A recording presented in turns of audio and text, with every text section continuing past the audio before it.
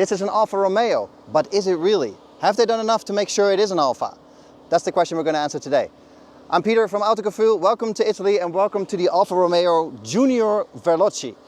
It's a whole mouthful, but this is their first full EV of Alfa, and this is their sort of small platform offering. Now, in essence, we know what this is. We've seen this platform before. Obviously, Alfa is part of the Stellantis group, so we've seen this in the Peugeot E2008, the Jeep Avenger, the Opel Corsa, and a whole bunch of other cars. It has the same underpinnings, but Alfa has thrown the book and the kitchen sink and then some at it, and has made sure that it is a real Alfa. Especially when you go through a bit of a tighter corner and you hit the throttle too early, you can feel how that differential is fighting the power and trying to put it in the right spot. And it's really interesting, because obviously you talk about all this technology, but when you feel it work in an environment like this, it is pretty impressive. Now, of course, we got to talk about charging port back here on the left.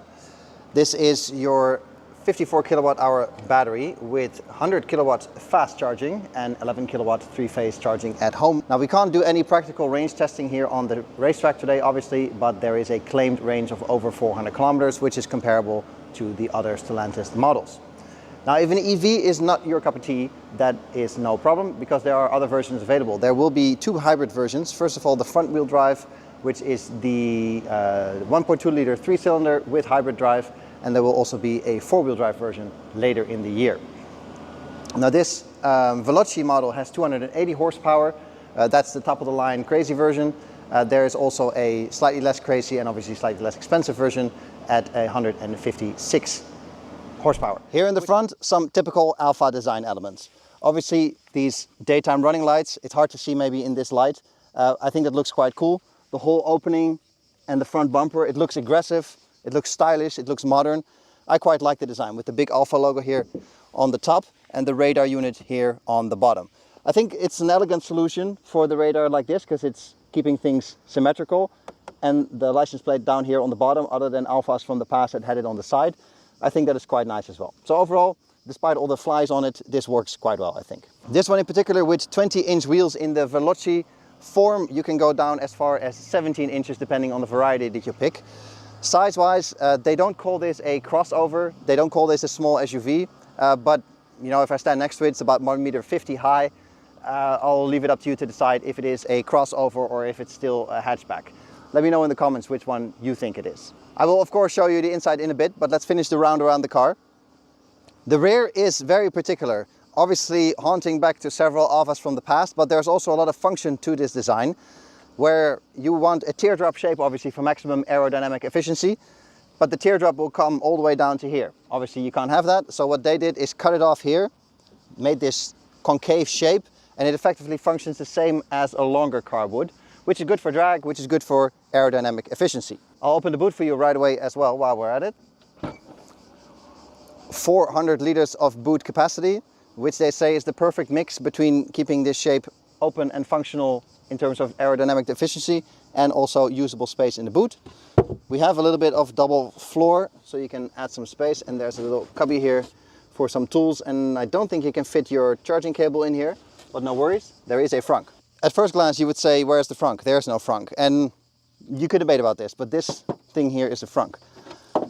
This is where you put your charging cable. You can see this is actually shaped like your charging cable.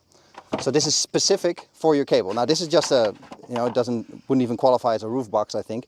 But this is very handy, because this is something that it's always annoying to put your cables in the back. It's always in the way, they get dirty, they get wet. It doesn't really work in the boot where you also put your luggage, for example. So this is actually quite nice as a solution, that they give you this as a dedicated place to put your cables. So from the outside to the inside for a cockpit overview.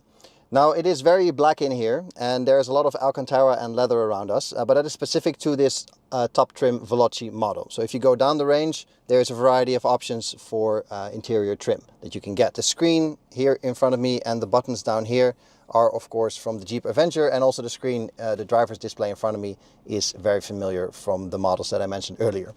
That's all fine, that's the platform we're working with. Alfa Romeo has given it a bit of Alfa Romeo sauce, so you got a big logo here, you got these haunches around the instrument cluster that of course reminisce from Alfas of old, And overall they give it some Italian feel. So with this Alcantara, like I mentioned, these bucket seats that are very supportive but not very comfortable.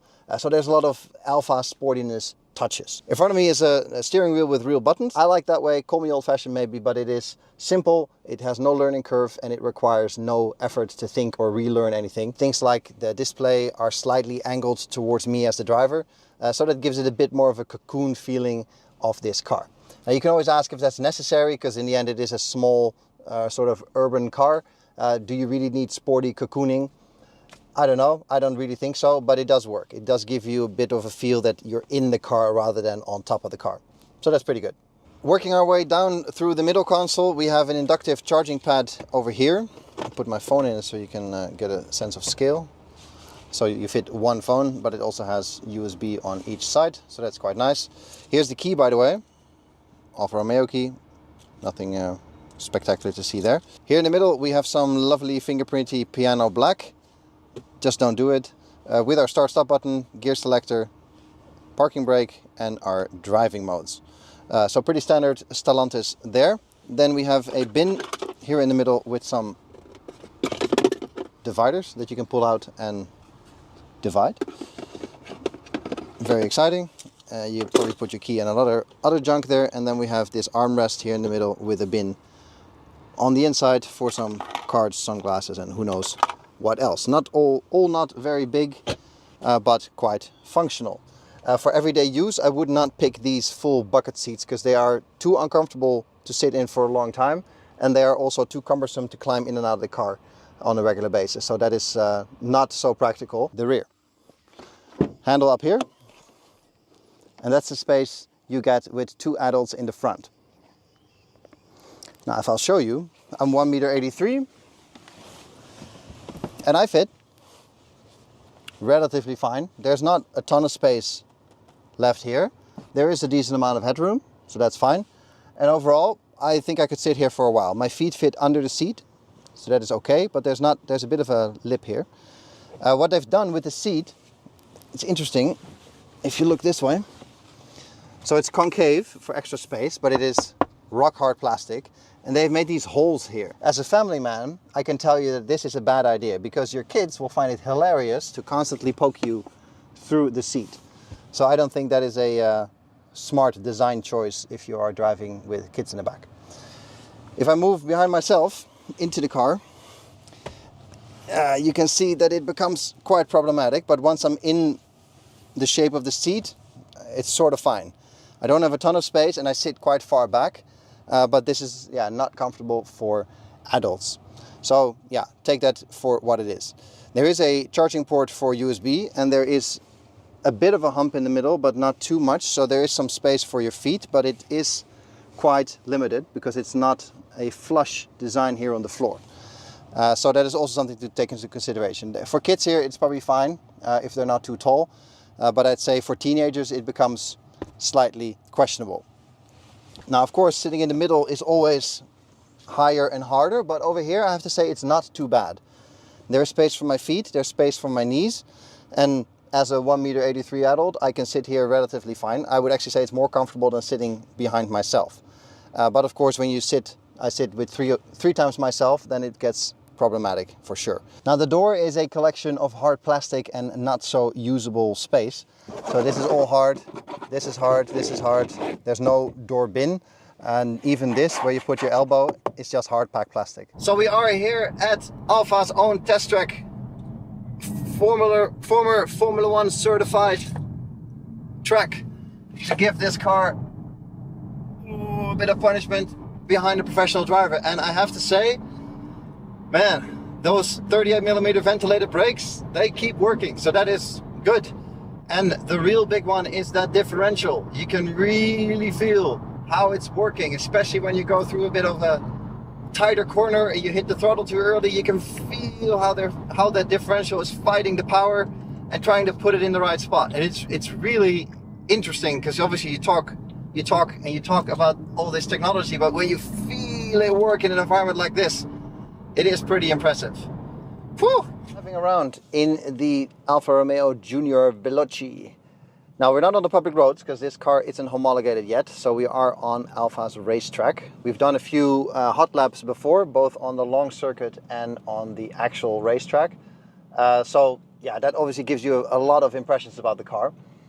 First things first though, normal driving. Well, it's exactly what you expect. If you know anything about the other platforms, if you've ever driven one of those, it's very similar. Same size, same wheelbase, same turning circle, all those things. So it is a compact car. They don't call it a crossover, but it does everything a compact car does. So it's easy to turn, light steering. This car weighs just under 1,600 kilos, which they claim is very light for its class, so that's nice. And overall, it is a nice car to maneuver in. Short turning circle, everything, good visibility all around, so that's pretty good. And you're not really going to notice any difference here in this Veloci model in that sense. The seats are not the most comfortable thing in the world, especially these bucket seats. Yeah, obviously that's for this Veloci model, for your aggressive sporty driving. None of that applies to the real world. Personally, I wouldn't even pick these because they are not comfortable enough for long journeys. But that said, when you put it all in maximum attack mode, then all that talk about differentials and extra powers and sophisticated suspension is starting to make sense a little bit. Earlier on the racetrack, you really notice that differential working. When you go into the tight corners and you hit full throttle, that 280 horsepower really starts to come alive. And you can really start to feel it working. You feel it through the steering wheel, you feel the car behave underneath you, and that's actually quite impressive. A mechanical torsion diff is really valuable in that situation. You really can improve your driving and improve the handling, and all that talk about sportiness and about drivability and driving fun is suddenly starting to make sense that way. So in this Veloci model, you do get all the extra performance and all the extra toys, but I don't really see that much options to explore all that performance other than straight line speed, because it is significantly faster in a straight line than all the other cars on this same platform that only have to make do with 156 horsepower. You really feel it's basically twice the power, so you really feel that difference. So after spending a day with this Veloci model of the Alfa Romeo Junior here on a racetrack in Italy, have we fallen in love? Have we come to a conclusion about this car? I think so. I think this is, of course, an Alfa in disguise in many ways. Underneath, it is a very familiar Stellantis platform, and Alfa itself cannot outdevelop that platform. But, in all honesty, Alfa has poured a lot of Alfa sauce on this car, making it a true Alfa, dare I say. I don't know what a true Alfa really means, but they've done quite a lot to make this stand out from the rest. Now, of course, especially in this Veloci model with a torsion differential, with a lot more power, with upgraded brakes, with a lot of toys inside and on it, yes, it makes a big difference. Yes, it is really a step above a Jeep Avenger, for example, but you expect that from the top of the line model. If you strip all those extras from this Veloci model away though, underneath it is just another car on a familiar Stellantis platform. That's not to say that's a bad thing though. I think the platform is solid. Cars like an Opel Corsa or a Jeep Avenger are good cars and have a very different character to this.